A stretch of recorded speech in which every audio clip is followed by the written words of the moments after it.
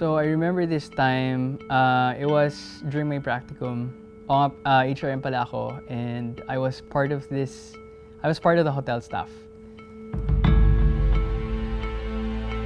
And sobrang hirap kasi sa work because you have to work at least 10 hours a day, and sometimes it goes overtime. Kahit na ayaw mag-OT, pinapa-OT ka talaga. That's it, that's the policy.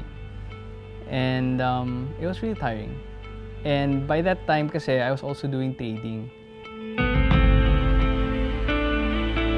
Tapos, I remember it was July of 2011. That was one of my defining moments kasi within 2 weeks, I earned 5 months worth of my salary. And I'm like, wow!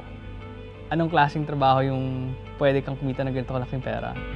I mean, there's drugs, but if you want to do it legally, ganun yung way na gagawin mo, di ba? And the stock market was really an eye-opener for me kasi, I mean, I was starting to think, what if I had $1 million? How much would I earn then, di ba? So that's it.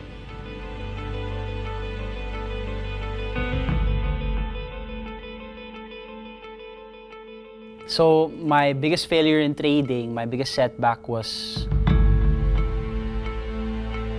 I remember back in 2013, I was still managing, I was a professional fund manager at the time, and I was managing mainly based on fundamentals. And I remember at the time I was holding 50 to 60 million worth of Felix mining when there was an accident with their tailings pond. Bottom line is I had it at 22, 23, and the stock price went all the way to 12.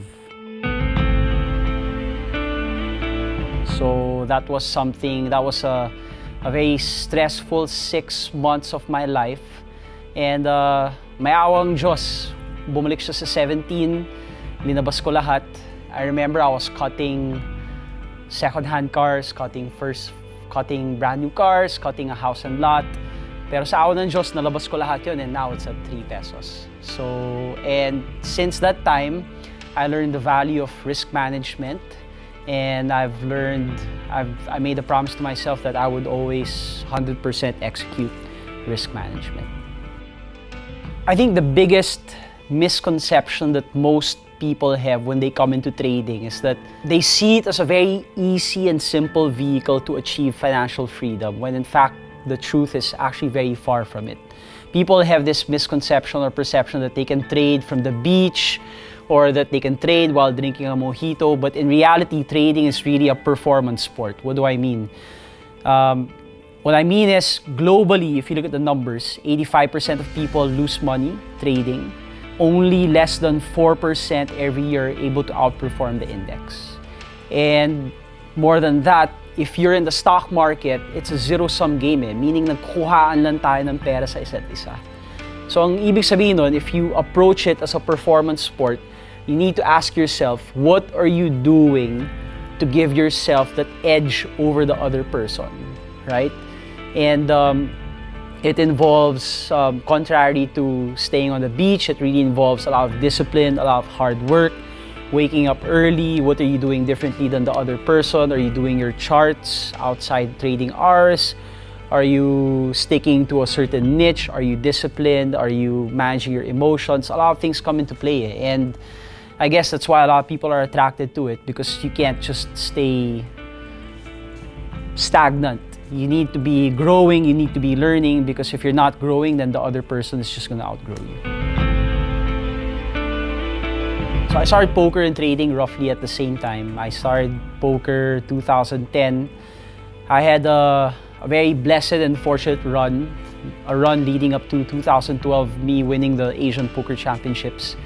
And what I learned about poker and trading is that there's a lot of similarities. And I don't just say this, a lot of people say this around the world. You have David Einhorn, Mark Minervini, and even a lot of the top hedge fund guys. And what I find is that similar to trading, there's a lot of math involved. You need to compute a lot of the probabilities, but at the same time, you need to be able to weigh in not just on the math, but a lot of other decision points to make your decision as to whether to raise, to re-raise, to fold.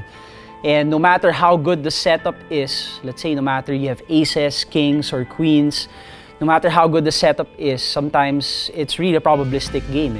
Na sometimes aces, 10% of the time will pretty much lose to an inferior hand. So it's all about still sticking with your setups and understanding the probabilities and knowing when to fold and knowing when to really pile it in and to go all in to build your stack in the same way that you build your capital.